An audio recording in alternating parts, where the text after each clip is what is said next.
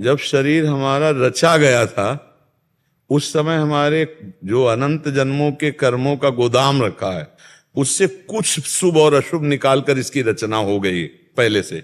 शरणागत तो अब हम हो रहे हैं, रचना तो शरीर की पहले से हो गई थी। अब उस रचना में लिखा 40 वर्ष में एक्सीडेंट होगा, आपकी टांग टूटेगी, तो आप भक्ति करो या ना करो, आपकी टांग टूटेगी। 40 वर्ष की घटना में होगा। अब आप 30 वर्ष से शुरू कर दिए भक्ति, आप सोच रहे हैं कि फिर जब अनंत जन्मों के पाप नष्ट हो जाते हैं तो ये कौन से जन्म का पाप भोग रहे हैं? वो पहले से निश्चित किया हुआ। इसीलिए बड़े बड़े सिद्धों के भी शरीर में रोग देखे जाते हैं, कष्ट देखे जाते हैं। रामकृष्ण परमहंस जी के गले में कैंसर था, बड़े महापुरुषों के शरीरों में। तो चूंकि शरीर रचना के समय वो रच दिया गया है। अब भजन में इतनी ताकत होती है कि वो मिटा दे। पर जैसे पुराने कपड़े से आपको नया कपड़ा मिल जाने पर संबंध नहीं रहता, पुराना कपड़ा फाड़ दिया जाए तो आपको परेशानी नहीं रहेगी, ऐसे ही जो उत्तम भजनानंदी संत हैं वो अपने शरीर को पुराने कपड़े की तरह त्याग देते, तभी तो भजन की ऊंचाई में पहुंचे।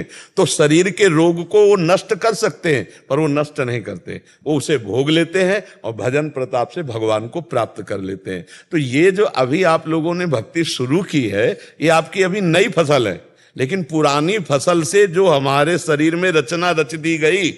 अब जैसे हम बाबा जी बने 13 वर्ष की अवस्था से, और हमारी किडनी में गर्भ से ही रोग था, पॉलिसिस्ट किडनी डिजीज जिसे कहते हैं, पॉलिसिस्ट किडनी। ये तो वंशानुगत रोग है। अब हमें क्या पता, 35 साल बाबा जी के बनने के बाद हमको वृंदावन में जब दर्द हुआ, जांच करे तो बोले पॉलिसिस्ट किडनी। अब भोगना पड़ रहा है। बाबा जी तो हम बचपन से हैं, लेकिन बाबा जी इस जन्म में हम बने, किसी जन्म का पाप कर्म का विधान गर्भ से ही रच दिया गया था कि मां को ये रोग था और उसी गर्भ से हमको हुआ, और भी संतानों को भी है, और भी औरों को भी है जो हमारे मां के गर्भ में रहे, उनके औरों के भी है। तो अब ये भोग हमारे पूर्व जन्म का है। अब हम कहते हैं हम तो भक्ति बचपन से कर रहे हैं, किडनी क्यों फेल कर दी गई? क्योंकि इस शरीर की रचना के समय पहले से ही वो रचा जा चुका है, भक्ति अब कर रहे हैं और रचना का पहले से विधान हो गया। तो हम लोग अब क्या करते हैं कि जैसे अभी भक्ति शुरू की और अभी प्रतिकूलताओं का नंबर आ गया, तो लगता है जब से भक्ति शुरू की तब से प्रतिकूलता शुरू हो गई। एक आदमी पाप कर रहा है और चकाचक आनंद उसके बढ़ता चला जा रहा है, क्योंकि उसके पुण्य का प्रताप चल रहा है। और जिस दिन ये पुण्य का प्रताप खत्म हुआ और ये पाप कर्म और पूर्व पाप कर्म मिले तो ब्लास्ट हो जाएगा, नष्ट हो जाएगा।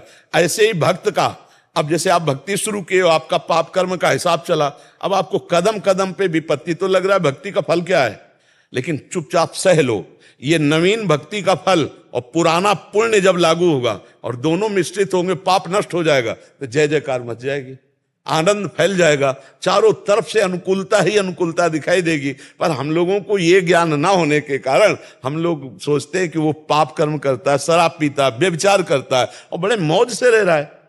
अब आप पूछो कि आपको भजन का फल क्या मिला, तो ये भजन का फल मिला कि हर विपरीत स्थिति में भी हम मुस्कुरा रहे हैं और हम हर समय प्रसन्न रहते हैं। भगवान की शरण में ना मृत्यु का भय है, ना किसी बात की चिंता है, ना कोई, तो एकदम एक आनंद। हमारा दिमाग स्वस्थ है, शरीर अस्वस्थ है। आप लोगों का शरीर अस्वस्थ हो या ना हो, लेकिन दिमाग अस्वस्थ रहता है, इसलिए आप परेशान रहते हैं।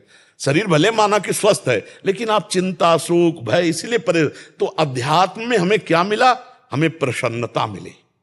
तो ये कोई न सोचे कि भक्ति निष्फल जाती है। तो हम ये इसलिए अपनी बात इसलिए सुना देते हैं कि तुम्हें ये विश्वास हो जाए कि भगवान के मार्ग में दुख जो पूर्व से आया है उससे बचने की सामर्थ्य मिलती है। ये भक्ति में नहीं कि हम भक्ति शुरू की तो हमारे अनंत जन्मों के जब पाप नष्ट हो गए, तो किस पाप का? जिस पाप से निकालकर हमारे शरीर की रचना हुई है वो तो पहले हो गई ना। शरणागति तो हम अब हो रहे हैं, तो अब हमको सामर्थ्य मिलेगी सहने की, भोगने की, लेकिन भोगना पड़ेगा।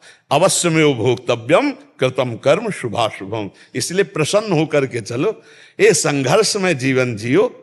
ऐसा क्यों डरते हो कि मतलब विपत्ति और दुख? अरे नहीं, चीर कर आगे निकलो विपत्तियों से। हम भगवान के अंश हैं, हम किसी भी स्थिति में हारने वाले नहीं। हर मार को सह कर राधा राधा कदम आगे बढ़ाते चले जाओ तो मंजिल हासिल हो। एक बार उस चढ़ाई पर चढ़ गए, खत्म खेल। अब किसी की ताकत नहीं कि किसी भी तरह से गिरा सके, क्योंकि वो ऊंचाई ऐसी होती जैसे भुना हुआ चना चाहे जितना खाद पानी लगाओ अंकुर नहीं आएगा।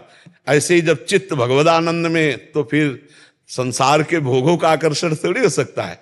इसलिए बहुत आनंद का विषय, विश्वास मानकर चलो, आगे माला माल हो जाओगे। पर हमारे वचन में इतनी सामर्थ्य नहीं कि मैं उस आनंद को बोल सकूं जो मेरे प्रभु दिए हैं। हाँ, वो मतलब आप ये समझो, हर समय मेरा मन नाचता रहता है। प्रिया प्रीतम के चरणारविंद का आश्रय मिल गया ना, अब न मरने का भय है न कोई गम है, क्योंकि हमें पता है हमारा शरीर छूटते ही हम अपने प्रभु के पास जाएंगे। हमें कोई संशय नहीं है, तो हमारा मन नाचता रहता है, आनंदित रहता है। तो ये भक्ति का बल है। भक्ति का बल ये है। भक्ति का ये बल वर्तमान के भोगों को मिटा देने का नहीं। अगर मिटाने में लगते हो तो भगवत प्राप्ति नहीं होगी। पैसा है, अगर इधर खर्चा कर दिया तो फिर आगे की यात्रा रुक जाएगी। इसीलिए बड़े बड़े संत भोग लेते हैं, मिटाते नहीं, क्योंकि ये तो नष्ट ही होगा, आज नहीं तो कल नष्ट हो जाएगा। भाई जिनकी किडनी नहीं खराब, क्या वो नहीं मरते क्या? जवान आदमी, कुछ मिनट में घटना घटती है, हार्ट, दिल फेल हो जाता है, एक्सीडेंट हो जाता है, कोई घटना, तो ये तो मृत्यु लोक है, शरीर तो जाएगा ही। तो ज्ञान का मतलब है शरीर के राग से हटकर भगवान में चित्त जोड़ देना, ना कि शरीर के सुधार में बने रहना। इसलिए भक्ति को धोखा मत समझो, भक्ति को दुख देने वाली मत समझो। भक्ति तो आनंद प्रदान करने वाली, भगवान को अधीन करा लेने वाली। भगवान कहते हैं अहम भक्त पराधीनो असुतंत्र युद्ध, भगवान भक्त के अधीन हो गए।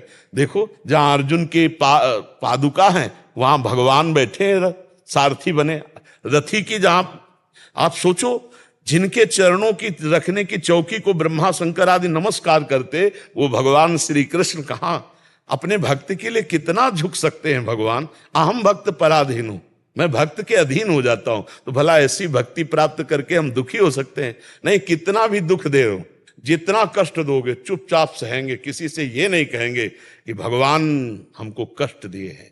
अब आप जैसा चाहो वैसा करो, आप चाहे सुखी रखो या दुखी रखो, हम आपको देखकर आनंदित रहेंगे। जो प्रेम का मार्ग है, अब व्यापार स्वार्थ वो बात अलग है कि हम आपसे प्यार करते हैं आप हमें सुखी करो। नहीं नहीं नहीं, हम आपसे प्यार करते हैं। अगर आप दुख भी देते हो तो मेरे लिए वो प्रसाद रूप होगा।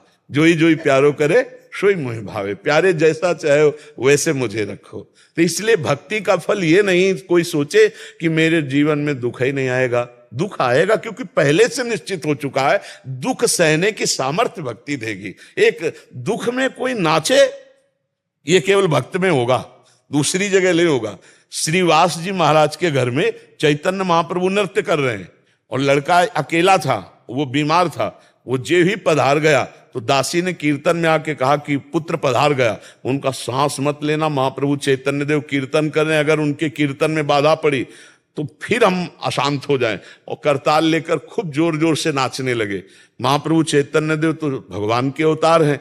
तत्काल कीर्तन रुका और कहा कुछ बात हो गई क्या मेरे मन में? तो किसी ने बताया कि श्रीवास का पुत्र पधार गया। श्रीवास को देखा तो करताल लेकर नाच। उनका श्रीवास तुमने बताया नहीं कि पुत्र पधार गया?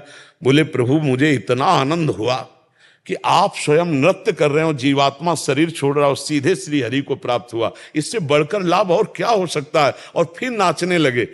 अकेला पुत्र मरे और वो करताल लेकर नाचे, ये भक्ति देती है। ये भक्ति देती, दूसरे में सामर्थ्य नहीं। भक्ति का यही फल है।